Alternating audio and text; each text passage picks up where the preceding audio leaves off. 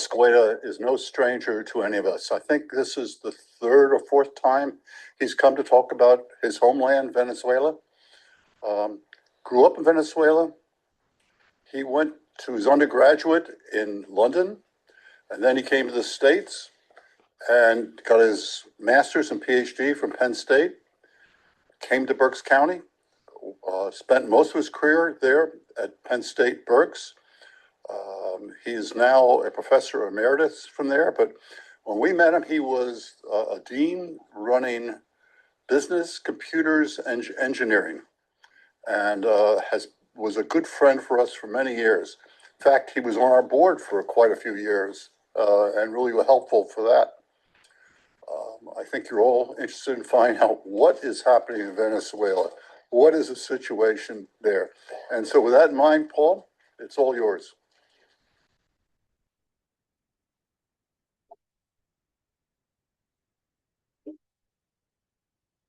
Mostly, I'm supposed to hit this here. I need to come. If not, I'll need help. Oh, okay. Here I go. Thank you. Okay, thank you. I used to write. Thank you so much. It's really a pleasure to be here with you today. I've always been an admirer of the World Affairs Council for their work and for their ability to bring international topics to the table, particularly politics and economics. So I'm a fan. So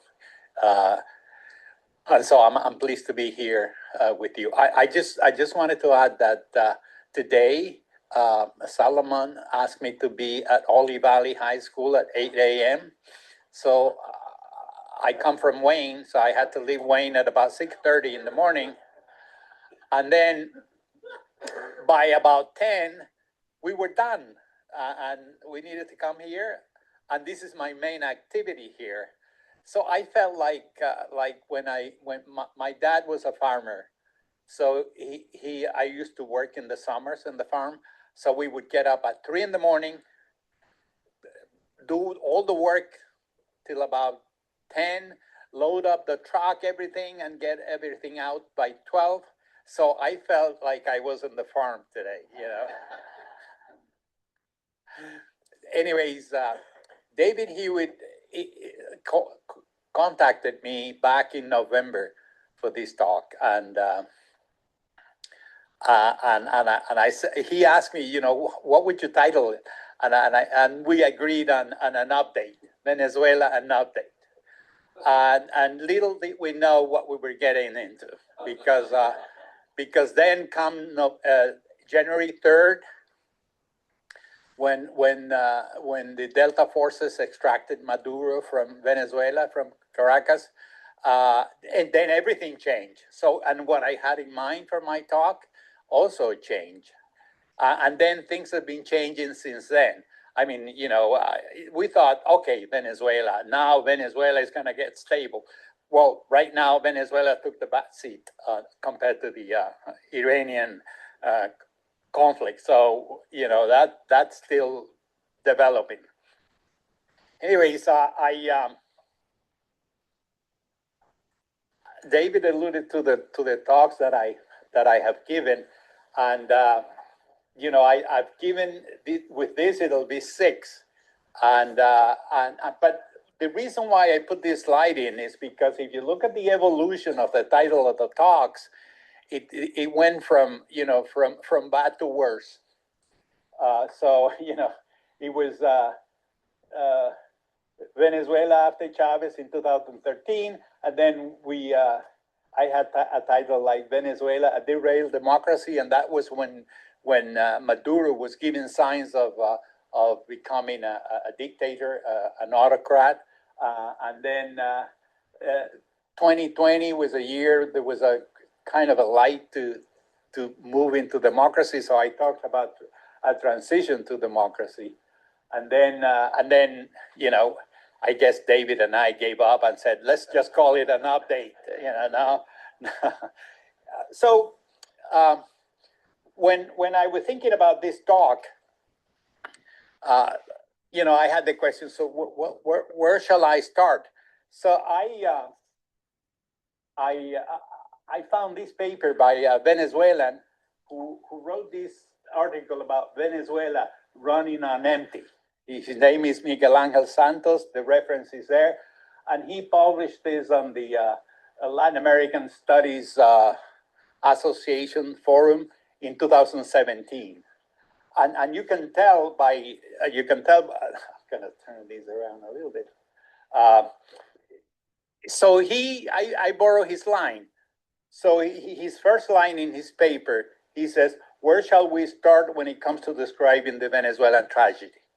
And that's what I'd like to talk about. First, talk about the tragedy, then talk about the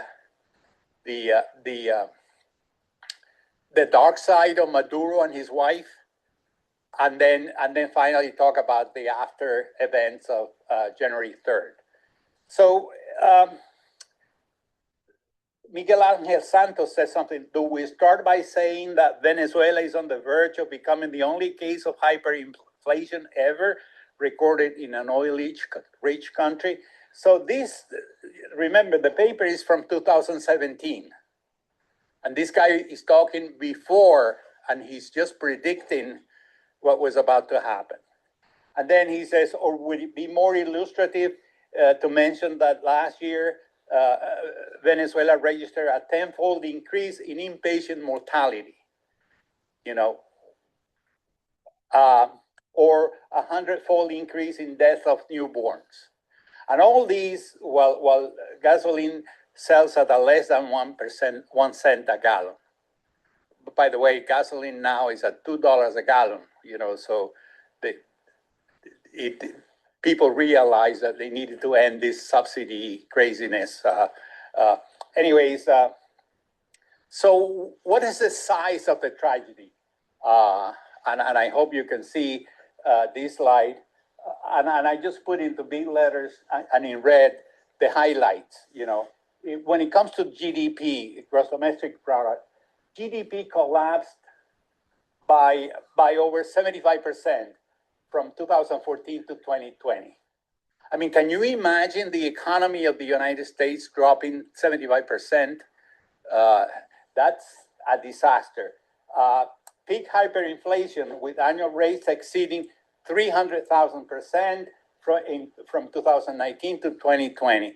And there were months in there where inflation registered 160,000%. Fortunately, you have these the systems of electronic transfer funds. So it wasn't like in the past when people had to go around with a cart of bills to pay, so that they could deal with it. But that's the size of the problem. The first two items there generated a huge migration of Venezuelans. Over 8 million Venezuelans left the country. So, and those people were voting with their feet. There would be no way that Maduro could win an election in those conditions. That's how, people knew that they were rigging the elections. The debt is another crisis. I mean, that's going to play out now when we have, if we ever get to democracy, we would have to negotiate the debt. But we're talking about anywhere from 150 to 170 billion dollars, and the thing that people look at is the debt to GDP ratio, which is in the case of Venezuela is 180 to 200%. So, and then finally the country risk, which is high, extremely high, and Venezuela has had the highest rating in the world, in the planet, during Maduro's tenure in government. So this is a disaster, no matter which way you look at it. And the sad part of it is that it is self-inflicted, meaning there was no war, there was no natural disaster, and it is due to mainly corruption I mean, corruption that you have no idea. And I'll give you an idea of the numbers. And then, improvisation, lack of planning, uh, lack of disrespect for economists. The central bank stopped publishing data. So, when you think about it, it doesn't, at least doesn't fit in my head. Where are Venezuelans right now? I just wanted to give you a glimpse. The map on the left is the what they call the new demographics of Venezuela. So, but the majority are in Colombia, followed up by Peru. U.S. is high in those numbers, and I have two different sources here, or 2 different years, but so you would get an idea. This is the worst wave of migration ever after Syria. So just to give you an idea of social welfare, the public health system is in shambles. It's really bad. People get by with private clinics. Education, the whole system is in a crisis for massive migration. And you know this, you all know this, that when you have this massive migration, who are the first to migrate? Educators, people who have an education. And so the primary, middle school, secondary education system have suffered tremendously. And then the universities got a double whammy. On the one hand, the economic situation, and on the other hand, universities are the home of academic freedom. So, to no surprise, most of the public universities were against the government. And so they were cornered, so to speak, and really had a huge problem. Public services, it's a mess all over. Water, electricity, telecommunications, internet. When I talk to my brothers, we have to find spots where they have a connection and I can connect. But that is a problem.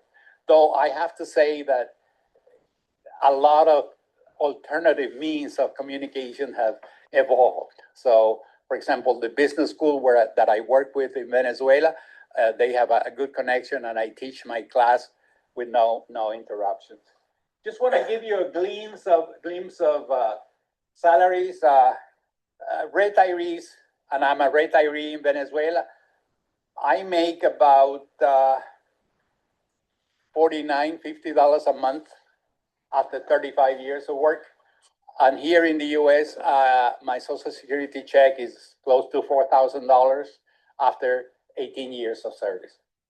So you can tell.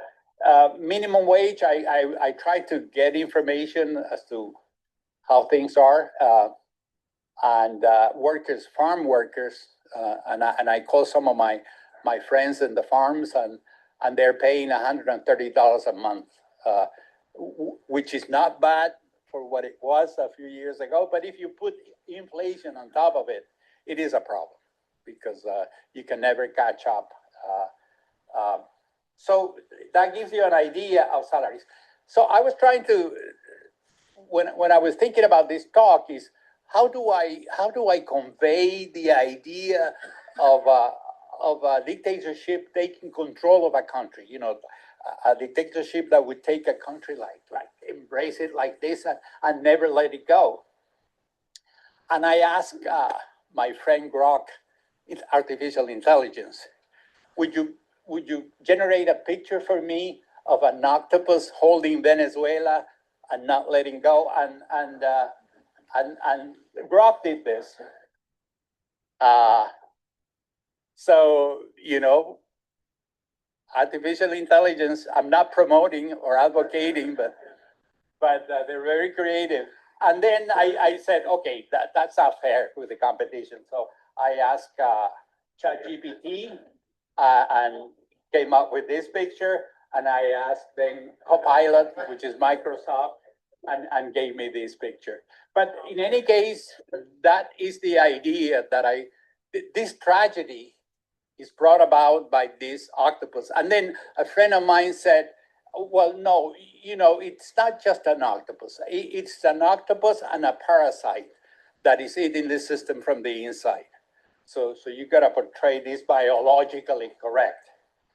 Anyways, so let's look at the tentacles of the octopus. And I'm not gonna go through all of them. I'm just gonna highlight the first three.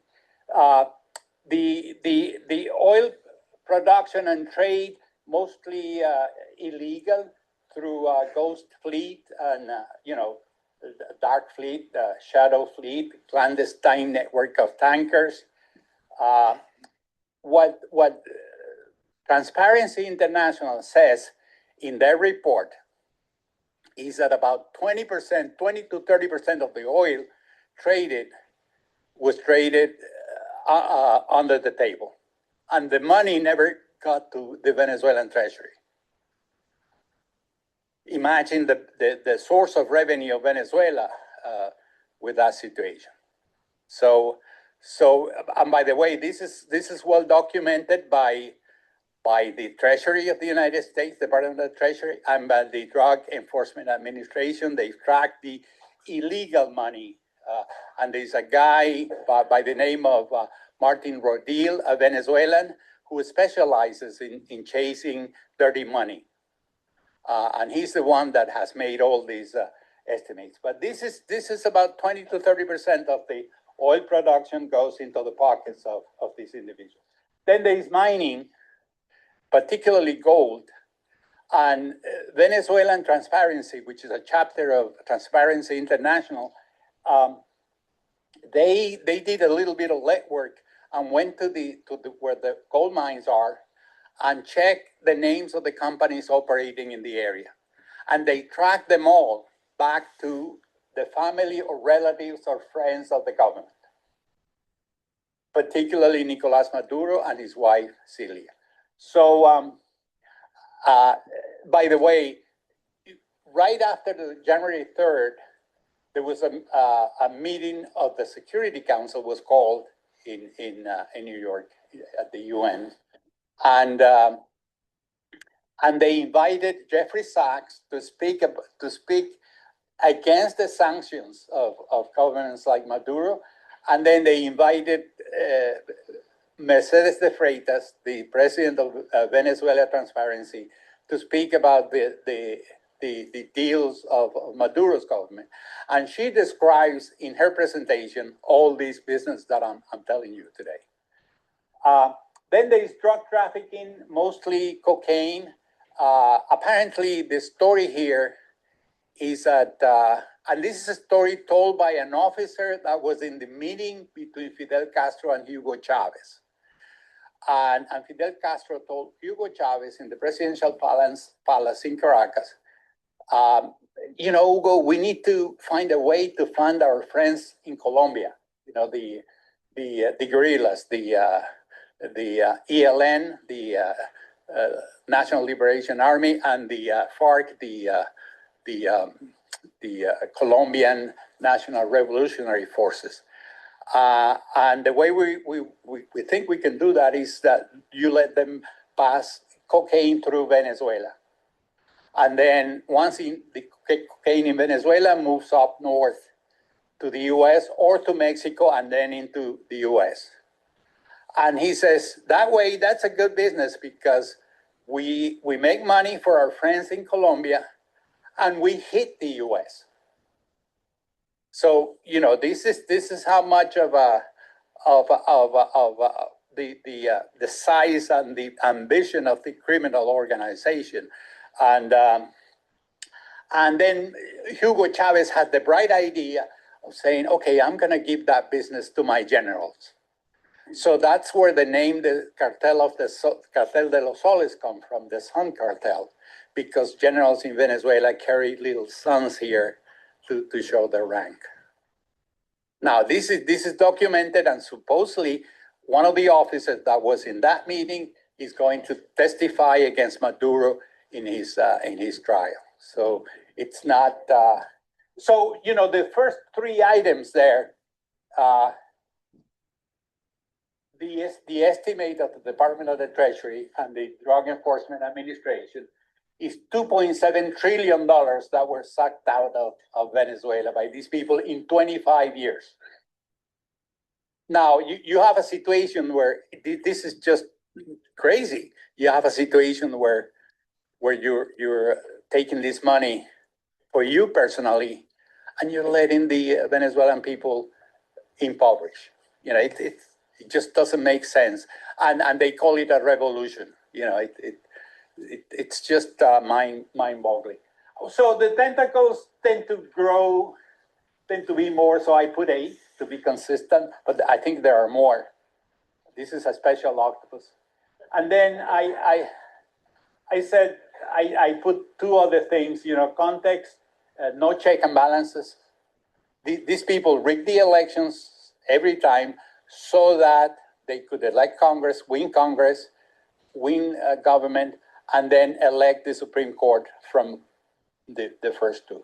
And then they took control of the country. So this is how the octopus, from his mind, controls everything. And the brain of the octopus, they established a culture of crime, cruelty, and fear. So even today, the Venezuelans are supposed to have the freedom to speak their minds. They're reserved. I call my brother on the phone and I tell me, I have to give a talk. Give me an idea, and he won't talk to me on the phone. So when you talk about culture of fear, that's what it means. And then in my talk to this council, in 2017, in December, I cited Lech Walesa, the former Prime Minister of Poland, saying this: Venezuela is being held hostage by a group of drug dealers and terrorists. So this is consistent, and the people who were dealing with these items 1, 2, and 3, they've been tracked back. Everything tracked back to the control of Nicolas Maduro and his wife Celia Flores. And in fact, Celia Flores is cited as the brain, the financial brain of this. By the way, one of the girls this morning, the 7-year-old, asked, "What was the role of Celia Flores in the government?" I said, "No, it's like she was going like she's a saint." No saint, anyways, so we get to the third act of my talk after January 3rd. How much time do I have? We're good. Okay. So we have Maduro's extraction on January 3rd. The interim government began releasing political prisoners. I believe that more than half political prisoners have been released or are in some kind of conditioned freedom. Immediately after, Trump hosted a meeting of oil executives, and that's where the president of ExxonMobil, worldwide, said Venezuela is uninvestable with the legal framework that they have. And then immediately in January 15, the Oil and Mines Act introduced in Venezuelan National Assembly, and I will just want to point out that it was approved on January 29. So the interim government in Venezuela is just following instructions from the U.S. And this is interesting because the Congress is an independent body, independent organization. So, but then, it was functioning before as a lack of check and balances, and it's working now to fast track laws. Anyways, and then Venezuela has had the visit of the CIA director, John Ratcliffe. So why would the CIA director go to Caracas right after January 3rd? I mean, the intelligence is key here to understand what's going on. Then Laura Dogu has been appointed the key person in U.S.-Venezuela relations, and she opened the embassy, and now we have normal relations.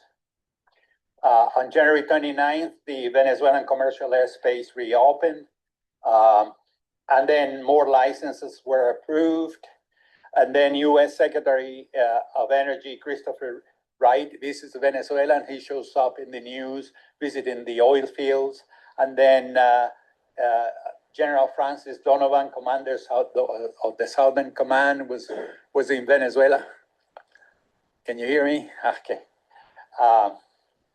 Yeah, and then U.S. Secretary Doug Burgum visited Venezuela to look at the minerals. You know, the first two businesses that I show you in my list of the dark businesses. So there are a few questions here. One, how come on January 3rd,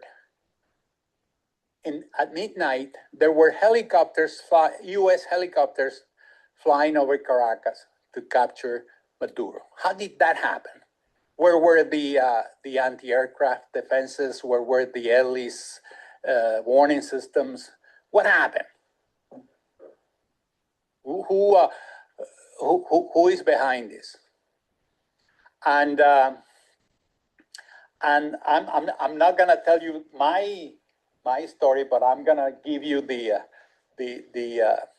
version of The Guardian. The Guardian says that 5 different sources point to the fact that Maduro was given away, was handed over by Delcy Rodriguez and by her brother, Jorge Rodriguez. And then this begs another question. If there was a previous agreement to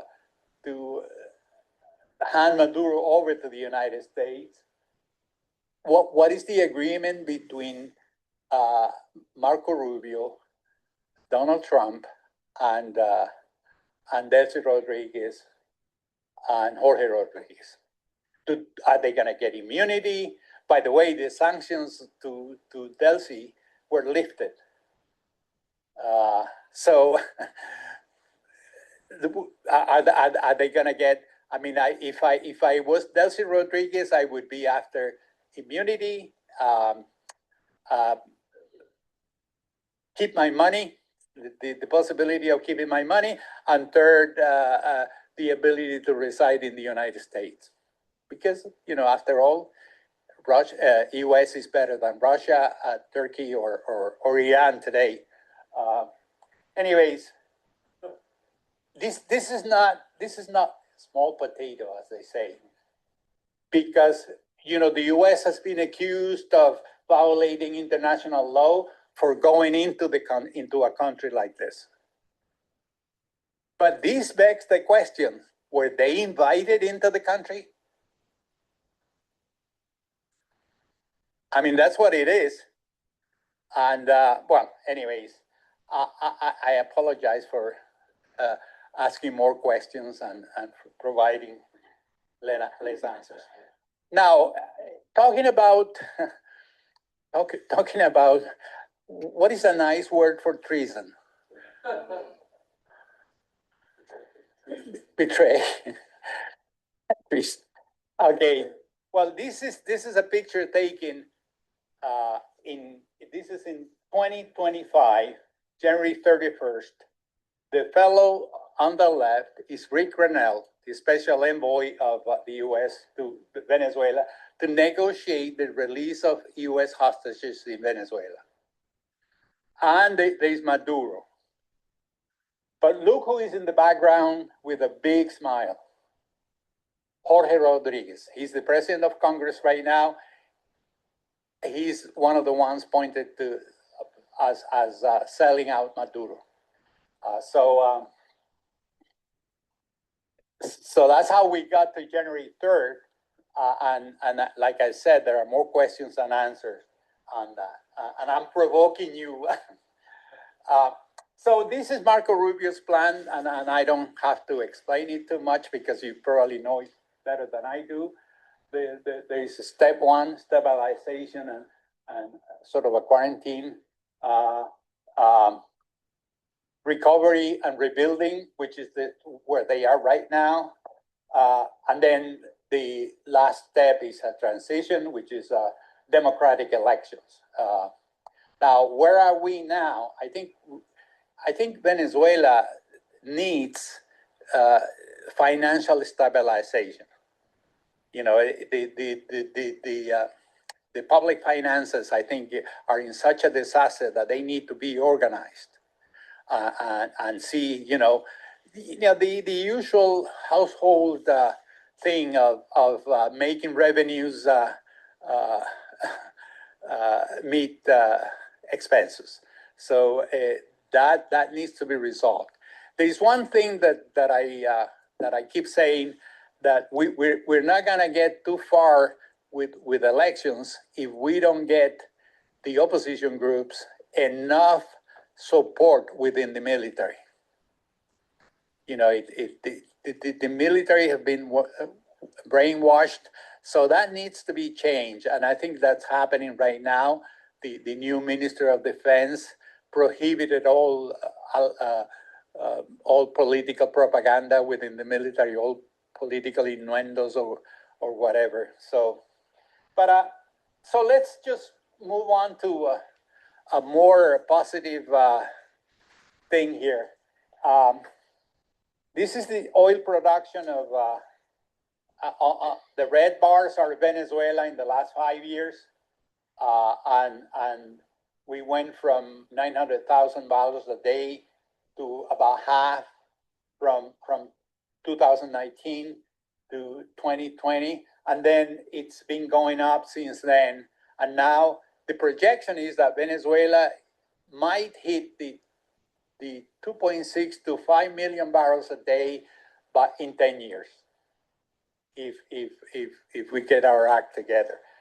Now, I put Guyana in there, British Guyana, in green, because British Guyana is a newcomer to the oil industry. And they've been able to increase production from practically zero to 900,000 barrels a day in 5 years. So Venezuela already has infrastructure, has a tradition, has the everything. So you could ramp up production relatively easy. I mean, one of the bottlenecks is electricity, because the electrical network is not that great. Anyways, so can we get an idea of public perception of things before and after the January 3rd? So you can see this is a survey of the Financial Times, and then this was taken the first bar here. Can you see my pointer? No. Let me see if I can get my pointer to. Oh no. Okay.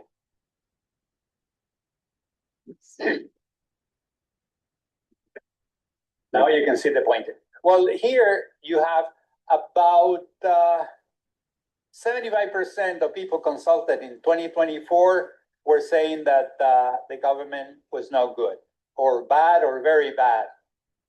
And then right after January 3rd, everything flips. Public perception of things flipped to 75% on the positive side. And even Chavistas here, those supporters of the government, were saying that things were improving. So you can tell the theory of the octopus grabbing you and not letting you breathe is correct. So who are the players right now? So we have the U.S. government. I'm saying who is in control in Venezuela right now. Well, the U.S., of course, military might,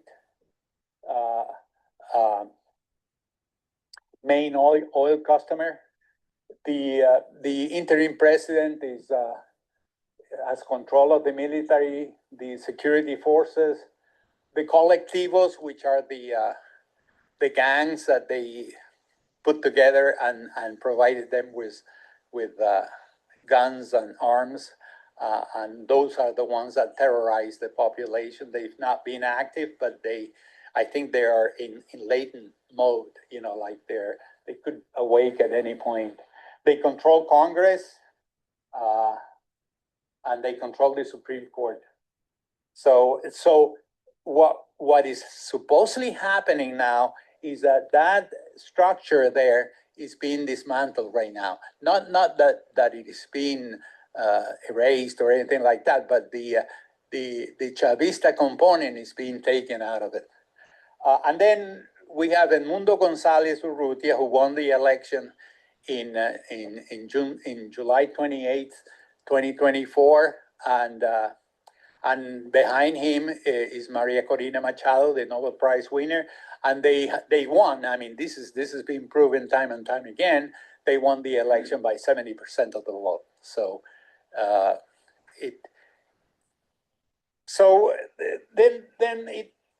Oh, by the way, there's a political analyst by the name of Carlos Sanchez Berzain, who is a Bolivian fellow.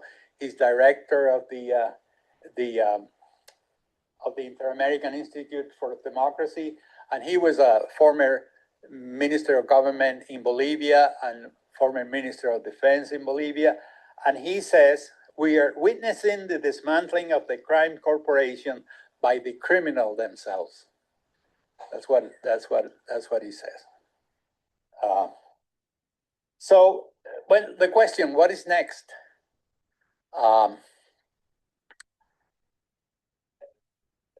Marco Rubio has a plan, but then the Constitution of Venezuela provides that you have 30 days to call election after the absence of the president is certified, is confirmed, and the Congress confirms it, and the Congress is controlled by you know who, and and then you're supposed to have 190 days to have the election. 90 days plus an additional 90 days in the Constitution. But then that's after the absence of the president is confirmed by Congress. And that hasn't happened yet. So,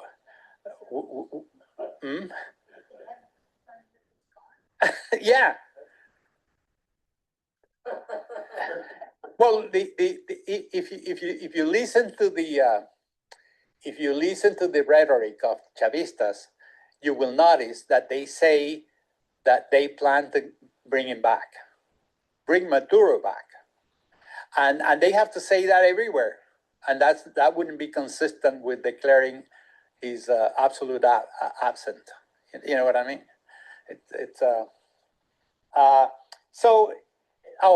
Maria Corina says that we could hold elections in a year or so. So everybody's on that. US says we can hold elections anywhere from 18 to 24 months. It depends who you ask. So my opinion is that, there are a few things that need to happen. One is that I think the government party, the Partido Socialista Unido Venezolano, the Venezuelan United Socialist Party, I think they need a revamping because these people failed the Venezuelans, 100%. I think the opposition needs to reorganize itself and reframe and coalesce around the project. I think this might happen, but it might take a while. So in the meantime, Venezuela is a protectorate of the US or a co-government between Trump and Delcy Rodriguez. And like I said, we need to we need to know what the agreement was with those two people because otherwise we don't know. So it's a very fluid situation, changes every week. And then I wanted to close with a positive note.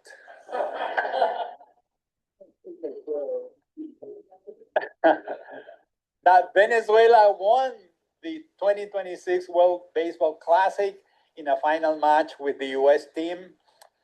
That was on March 18th, 2026. And there are some Venezuelans that say, well, this is a confrontation that we did not need a war to win. So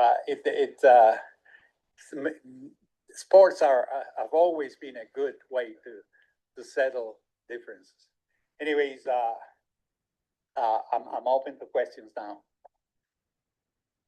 Thank you. Okay, well, I'll moderate the questions. Remember the rules. I hang on to the mic, one question per person. And where do we want to start? We encourage students. Where are we? Okay, great. Right over here. Oh, he looks Good like to see a you. high schooler. Of the $2.7 trillion, you have the first three, oil, gold, and opium. What's the percentage of opium, and is the bombing of the small boats relative to that in any way? Absolutely, yeah. I mean, I think so. I'm not a government official, but I think you mean cocaine, though. Cocaine, yeah. When you look at how the events evolved, the U.S. position the Navy fleet in front of the Venezuelan coast, and they were going after the boats initially, and then I'm not sure, but I think they realized that they could also block the illegal traffic of oil as well. And they did. They chased out some of the ships that had no flag or no identifying things. But I think, I mean, it was a deterrent. And I was listening to a BBC documentary interviewing people, fishermen who live in the small towns along the coast where the drug boats used to come from. And everybody in the town is saying, you know, why do they kill these people? You know, these are poor people. They, you know, and then the BBC woman asks, you know, what was the size of the business? And they say, well, they would get paid $10,000 a run. Well, what I'm trying to say is that, I mean, that's how it was operating. And it was operating. I mean, these people that argue that there was no significant traffic of drugs from Venezuela to the US, I'm not sure if any of you have seen something called a TV series called Catch a Smuggler. It's a National Geographic TV show. I mean, all the along the coast of Venezuela, you see, for example, Aruba and Curacao and the Dutch, they have a surveillance system and they keep catching boats every day, trafficking not only drugs, but humans. You know, people trying to get out of Venezuela. It's the same thing in Puerto Rico, same thing in Dominican Republic, same thing in all along that line. So, you know, I'm just telling you what I've read, and this guy Martin Rodil is the one that has this story, and again, you know, he was the one chasing the dirty money, because one thing that I have on my list is money laundering, which is another of the tentacles. And money laundering goes along with the first three. Yeah. We have another question here from Professor Newnham of Penn State Berks on a World Affairs Board member. Yeah, my question is, I think, kind of a big one, which is how the oil sales are working now and where the money's going. Because I'm concerned that we're getting into a opaque and illegal situation where the sales are happening and nobody's accounting for the money. And I've heard it's being stashed in Mideast bank accounts. And is it ever going to go back to Venezuela? Is it going to be pocketed by someone else? It's how is that working? Well, I wish I knew where the money was. No, I from what you hear in Venezuela is that the money is kept in a U.S. account, from what I understand, and the money is going back to Venezuela, and the money is being used for the daily auction of dollars that are put into the market, and that's how I understand it is operating. How much of the money is kept somewhere, or I don't know. To be honest, I don't know. I think, one of the questions is that after you see all this disaster, who do you trust?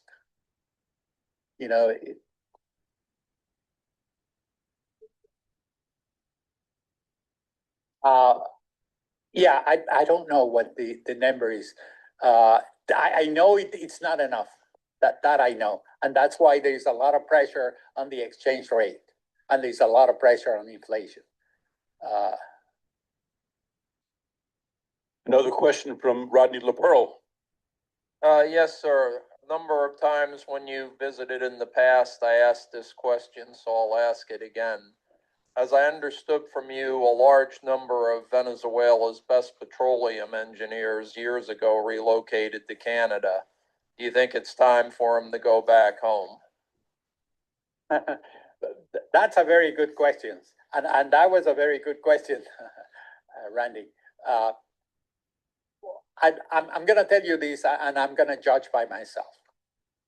If you ask me, I'm not an oil expert or oil person, but if you ask me if I was going to go back to Venezuela today, I said I would not. My kids are here. They've grown roots here. My grandkids are here. Now, I see the same pattern. I have friends, Venezuelan friends, who were in the oil industry in Canada, in Alberta, and they probably you'll get 1 out of 3 who is willing to go back and willing to serve Venezuela. And there's a core of Venezuelans in Houston, particularly, who are the ones who've drafted policy and plans for the oil industry, assuming that things go back to normal. So, I would say that that number must be at about anywhere from 40 to 50% of people wanting to return. Now, I can tell you that there are a lot of Venezuelans in the U.S.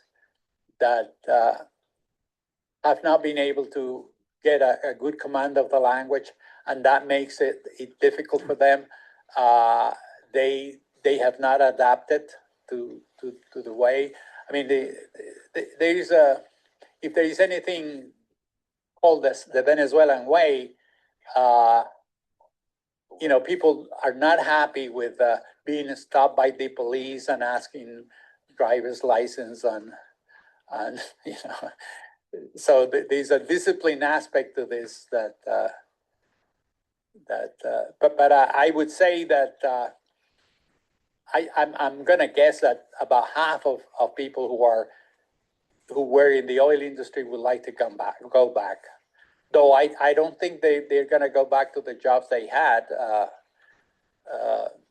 And then the other thing is that, take someone like me, and I mean, I was 50 some when I came to the US. I'm now 70, almost 80. And, who's gonna hire me? Yeah, before my question, I'd like to add to the conspiracy theories you suggested earlier. Easiest one I've heard is that with the arrest of Maduro, the United States government actually pulled off what's called a reverse ICE. We imported an illegal alien to Brooklyn. Very simple. My question. Hey, David, he has a question. My question is, I've been reading about how with the United States taking over Venezuelan oil, that it's pretty much destroying the Cuban economy now. Is that accurate as far as how much Cuba depended on Venezuela? Oh, yeah. Yeah, I mean, this is again sad, because what happens is that Maduro had a fascination with Cuba. He was, I'm going to say educated, and then at the same time, I'm going to say indoctrinated in Cuba. And he was giving away oil to Cuba,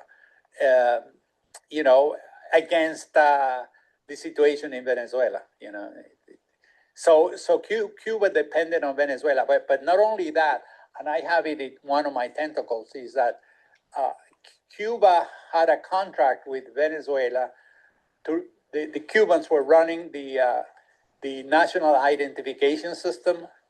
They were running the notaries. They were running the business registration systems, and they were getting paid for that. And then the other thing that Cubans were doing was providing protection to Maduro. There was an elite force that was taking care of Maduro, and the Cubans denied this all the time, and the Venezuelan government denied it all the time. But then the Cuban government honored 32 soldiers of their elite force who died protecting Maduro on January 3rd. And then, there was no question that, and the unofficial reports is that it wasn't 32 Cubans that died in that operation. It was 80. So, they're. I'm going to take advantage of the mic here.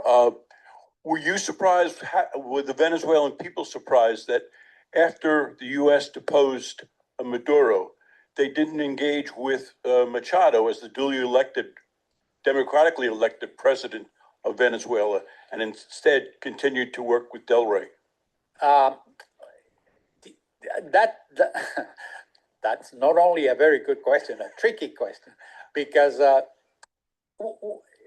this is my opinion. I think Maria Corina and the opposition groups, they have no leverage within the military or within any armed group. So they're vulnerable, and so they. I don't think they. I think it is not good timing to bring Maria Corina, and I think these people, Marco Rubio and Trump and all his people, I think probably they have more information about Venezuela than we think. They have more information about Maria Corina. They have more information about Delcy. I mean, think about this. Think about this guy, Rick Renell, who had been negotiating with Jorge Rodriguez and Delcy for a few years now. Think of a conversation where Rick Renell is telling Delcy and Jorge, look, Delcy and Jorge, this is what we have about you. This is how we know you have embezzled this money. We know the businesses that you're in, and you know this justice system in the U.S. We're not gonna let go. We're not gonna justice is gonna prevail. So you guys either run now or make a deal or whatever. So that's what I think. We have another student question, Penn State student. What's your name? My name is Balor, and I have a question regarding current U.S. influence in Venezuela, and if the U.S. government has made any statements regarding what would happen to Venezuela after the elections. Thank you. When I showed the slide about the baseball game, not only I wanted to show how we share culturally a lot of things, and baseball is one of them. I don't know if you noticed that the baseball players in the Venezuelan selection that won that game, the majority of them are from a little town, fishing town called La Sabana. I'm just making the point that there's a huge influence of the U.S. Culture on Venezuela. Government influence, like economic, not cultural. Well, no, I was going to get there. Remember, the oil industry in Venezuela was discovered. The oil as a resource was discovered early in the 20th century, 1915, somewhere around there. And Venezuela was a producer of oil, and I think the company that started it was Standard Oil of New Jersey, one of the Rockefeller companies. And so they ramp up production. That's how Venezuela entered the 20th century. So the oil industry was run by U.S. companies. Well, not U.S. They were European. There was Shell. There was Exxon. There was I'm not sure they changed names. But Chevron. The oil industry was run from around 1915 till 1975, when the government decreed the nationalization of the oil industry. And even then, they had to make deals with the U.S. companies to continue operations. So what I'm trying to say that business-wise, Venezuela has always been in the sphere of the U.S. So I don't see a problem. By the way, I wanted to avoid to get into the trap of a debate with Trump. But when Trump says they love me in Venezuela, it is true. I mean, in the streets, people are, they praise Trump. So I don't foresee any problems. I mean, look at a place like Cuba.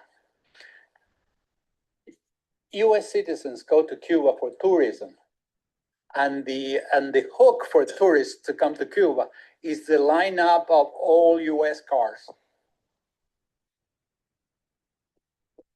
and that's just reminiscent of the influence that the U.S. had on Cuba, and how they've not let it go. Why aren't they their Chinese cars or Soviet cars? What? But used to be a U.S. colony, because Cuba used to be a U.S. colony. No, but I'm saying they've been under Soviet, I wouldn't say rule, but Soviet influence or Chinese influence or European influence. Why is it that the cars have not been replaced by the new influence?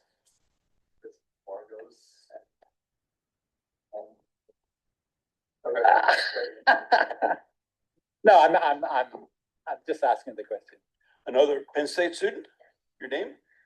My name is Atsuli Hernandez Sanchez. And you mentioned how there's still Chavistas in Venezuela. Why do you think he still has supporters even after everything that Venezuela has gone through under his rule? That's a tough question. to answer, because I have relatives who are Chavistas, and you argue with them, and they will say that no, it is because of the sanctions. They never let us function. It's because of this. It's because of that. I don't know. There's always been like a 20% vote, hardcore vote to Chavez or to his group. Is it the anti-imperialism mind? Is it the what is it? I don't know. One thing I do know is that they took Maduro out and nobody said anything. And this is where I say that silence speaks volumes. So, Paul, you optimistic on the future of Venezuela now? No, I am optimistic. It depends where the circles that you go to. I went to a talk on the oil industry by three experts, one of them Venezuelan, and another one who had grown with the oil industry in Venezuela. And they talk about ramping up production of oil to 2.6 to about anywhere from 2.6 to 5 million barrels a day in the next 10 years. And these are people, by the way, because I've tracked them, that were skeptics at the beginning when the snatching of Maduro occurred. And they were saying, oh, it's not going to work. Remember, you get a mixed bag of people giving opinions, or so you get opinions of those who love the snatching of Maduro, but who hate Trump. And so they have this, I think that they don't concede to anything to Trump. So you get those people, but in this one meeting, I saw optimism, and it's the same thing with the gold and minerals. I haven't heard anything about drugs. Probably a good note to wrap up on. Okay. Paul, thank you so much for your presentation today. We really enjoyed everything you had to share with us, as we always have. We'd like to give you a gift from the World Affairs Council. Thank you. A little reminder of Berks County Oh, yeah. in a plate, but thanks again. We Thank really you. appreciate it. Thank you, Jane.